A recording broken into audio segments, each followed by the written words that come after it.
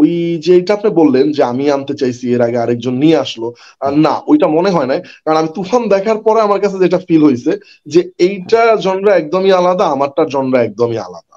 So আপনি আচ্ছা, খেয়াল করে দেখবেন যে রাফি ভাইয়ের যে সিনেমার look and feel and design, এটার থেকে আলাদা। আমারটা আলাদা আছে। দুইটা তো দুই জন না ভাইয়া। প্রথম রিক্স ছবি। বলতে আসলে কোনো কিছু না, আমার এদিকে পালকে নেওয়া হয়েছে এই কারণে আমরা যখন গল্পটা ভাইয়াকে শোনাই, সাকিব ভাইকে শোনাই, এরপর তো স্বাভাবিকভাবে আমাদের হিরোইন লক করতে হবে। সেক্ষেত্রে কি করব? তখন আমরা সময় নেই ৩-৪ দিন, যে ঠিক আছে আমরা টিম মিটিং এ বসি, আমরা টিম হুম, মেম্বাররা বসি। বেশ কয়েকজন নায়িকার লিস্ট হয়, আমি নাম বলতে চাই না। আচ্ছা, কয়েকজন নায়িকার লিস্ট হওয়ার পরে আমরা সবাই একটা পয়েন্টে ঠিকঠাক করি যে আসলে ইদিকা আমাদের ক্যারেক্টারটা ভালো করবে, এবং ও ভালো কেমন করছে। এটা? মহেশ ভাট স্যারের এক্সপিরিয়েন্সটা অদ্ভুত, খুবই ভালো লাগার একটা জায়গা ছিল। এত বড় একজন মানুষ আমাদের শুটিং সেটে আসছে, আসার পরে শুটিং দেখছে, আমাকে খুব বাহবা দিচ্ছে, জড়ায়া ধরছে। মানে খুবই খুবই সাকিব ভাইয়ের সাথে অনেকক্ষণ কথা বলছে, সবার সাথে একটা আচ্ছা, মোটামুটি হাফ 40 মিনিটের মতো একটা আড্ডা হয়েছে। তো এই যে আইসা একটা দোয়া দিয়ে যাওয়া, অ্যাপ্রিসিয়েট করা বা সবকিছু বলা, তো সবকিছু মিলাই এটা আমার জন্য খুবই ভালো লাগার একটা জায়গা ছিল। হৃদয় এই যে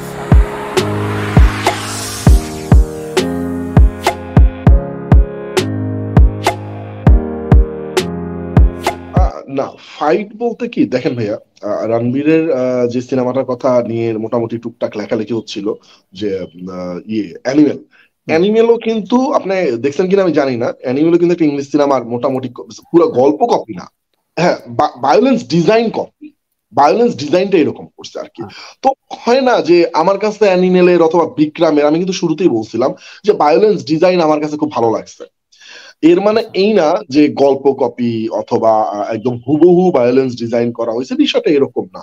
ওইখান থেকে আমার ভালো লাগার জায়গাটা তৈরি হয়েছে, যে আমি ইন্সপায়ার্ড হয়েছি যে ওকে ঠিক আছে, এটা ভালো লাগছে আমার কাছে এই। আর এটা আমি প্রেশার হিসাবে নিচ্ছি না, কারণ সবাই সবার মতো করে বলবে, সবাই যে একই রকম বলবে বিষয়টা তা না। কারো হ্যাঁ, ভালো লাগবে, কারো খারাপ লাগবে, কেউ নেগেটিভ বলবে, কেউ পজিটিভ বলবে। আপনি সবাইকে খুশি করতে পারবেন না। প্রথমত ভাইয়া রাজকুমারের শুটিং চলতেছিল, না একদমই মিলানো যাবে না, আচ্ছা, একদমই আচ্ছা, মিলানো যাবে না, একদমই মিলানো যাবে না। আর তুফান দেখা হয় না ভাইয়া, তুফানের আগেই তো আমি গল্প এটা হ্যাঁ, বানাইছি। না, রিভিউ তুফান আমার কাছে খুবই ভালো লাগছে ভাইয়া, হুম, অসম্ভব ভালো সিনেমা। আমার কাছে না, মোটামুটি 90% দর্শকের কাছে ভালো লাগছে, ভালো লাগার মতো একটা সিনেমা, যার জন্য সিনেমাটা ব্যবসা সফল হয়েছে। আর ওই যেটা আপনি বললেন যে আমি আনতে চাইছি এর আগে আরেকজন নিয়ে আসলো, হুম, না ওইটা মনে হয় নাই। কারণ আমি তুফান দেখার পরে আমার কাছে যেটা ফিল হয়েছে যে হুম, এইটা জনরা একদমই আলাদা, আমারটার জনরা একদমই আলাদা। সো আপনি আচ্ছা, খেয়াল করে দেখবেন যে রাফি ভাইয়ের যে সিনেমার look and feel and design, এটার থেকে আলাদা। আমারটা আলাদা আছে। দুইটা তো দুই জন না, ঈশা জায়গা তো এটা আমাকে সবাই অ্যাপ্রিসিয়েট করছে, আচ্ছা, সবাই অভিনন্দন জানাইছে। আহ, সবাই তো প্রশংসাই করতেছে, ভালোই বলতেছে, দেখা হলে বাহবা দিচ্ছে, খুব ভালো হয়েছে, টিজার খুব ভালো হয়েছে।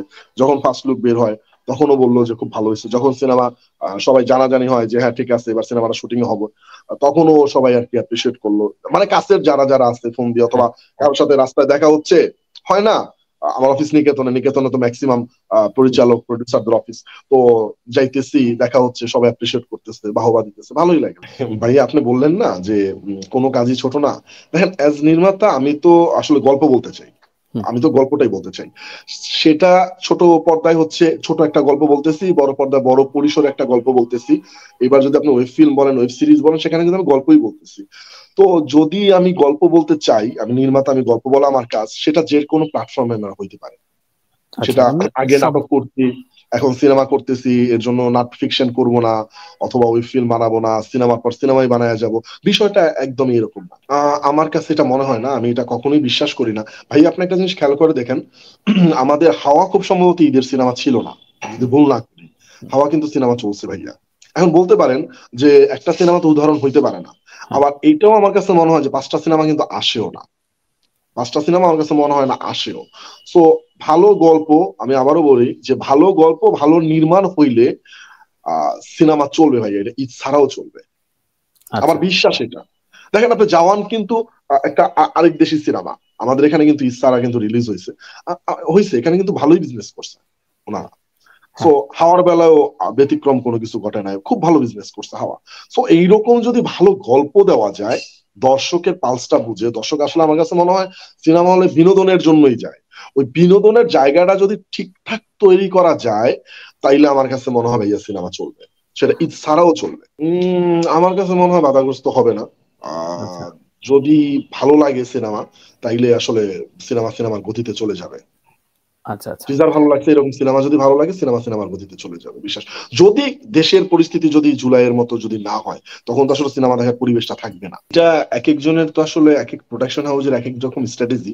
যেমন আমরা যদি লক্ষ্য করি ভাইয়া, সুরঙ্গের মার্কেটিং খুব ভালো ছিল, হ্যাঁ তুফানের মার্কেটিং খুবই ভালো ছিল, আবার সত্যি বলতে রাজকুমারের মার্কেটিং খুব খারাপ ছিল, রাইট যদি ভুল করে থাকি আমি।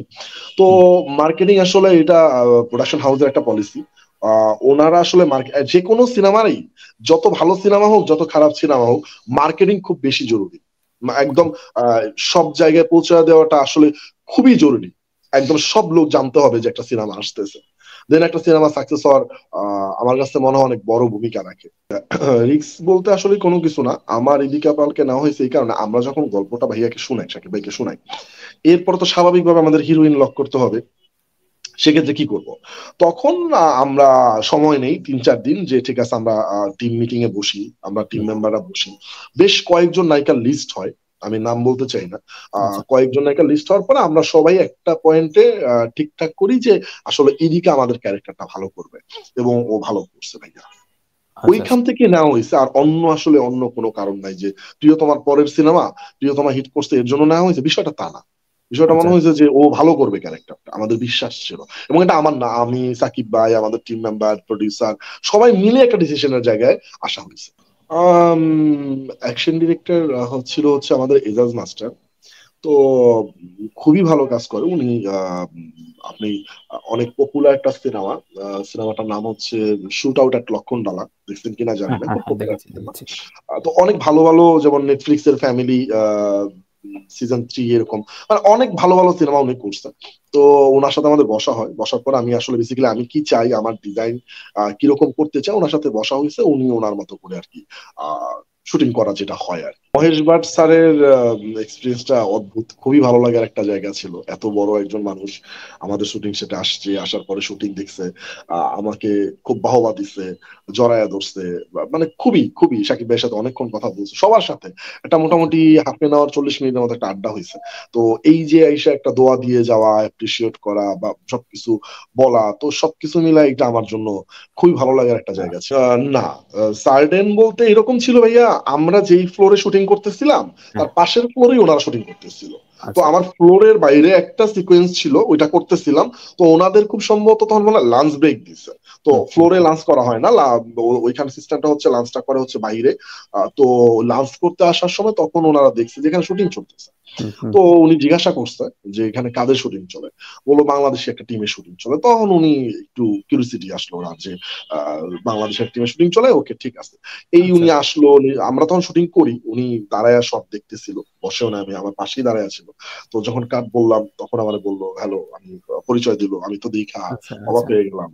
হ্যাঁ পরেই হ্যাঁ তো কথাবার্তা ভালোই তো হলো এই।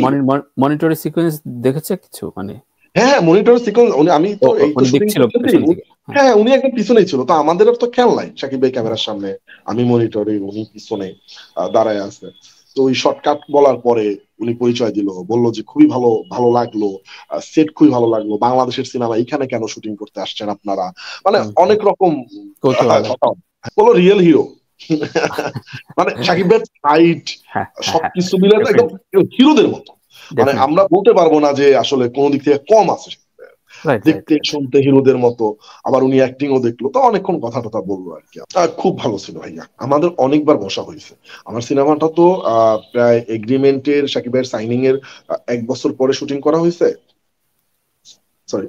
তো ওইখানে তার সাথে 1 বছর আমার অসংখ্য বার বসা হয়েছে, আমার টিম মেম্বারদের সাথে বসা হয়েছে। যতটুকু না উনি সর্বোচ্চটুকু হেল্প করে এবং পরামর্শ দেয়, এবং বোঝাপড়াটা যা হওয়ার আগেই হয়ে যায় ওনার সাথে। এইটা আচ্ছা ভালো যে হয় না যে শুটিং এ যাওয়ার পরে নতুন করে বোঝাপড়া করতেছি, হুম বিষয়টা হুম এরকম হুম, না। আর সে আচ্ছা যখনই ফ্রি থাকতো আমাকে কল দিত, যখনই আচ্ছা ফ্রি থাকতো, হুম অথবা হুম আমি কল দিতাম যে ঠিক আছে আয় অফিসে, আয় অফিসে যাইতাম। পুরো ডিজাইন দিনের পর দিন ভাই, এরকম এরকম এরকম ডিওপি আমি, আমরা সবাই একটা টিম হয়ে আর কি পুরা বোঝাপড়াটা খুব ভালো ছিল। এবং মাঝে মাঝে হ্যাঁ যে এইটা আচ্ছা এটা এরকম না, এটা এরকম না হয় কি এরকম হইতে পারে, যদি আমার মনে হতো যে না আমি যেটা ঠিকঠাক করছি এটা ঠিকঠাক আছে, তখন আমি ওনাকে বোঝাইতাম ভাইয়া এটা এই এই এই এই এর জন্য হয়েছে, আমরা এটাই করব। আবার অনেক সময় ওনার আইডিয়া ভালো লাগা যেত যে না আপনি ভালো বলছেন, এটা এটা না হয় এটা হইতে পারে, এইরকম আন্ডারস্ট্যান্ডিং এর মধ্যে দিয়ে কাজটা। এইটা অনেক আগে থেকে ভাইয়া, এটা হচ্ছে সাকিব ভাই অথবা সিনেমা দেখতে দেখতেই হয়েছে সত্যি কথা। আচ্ছা, ধরেন সিনেমা দেখতে দেখতে। সিনেমা দেখতে দেখতে হয়েছে, মনে হয়েছে যে সিনেমা বানাবো,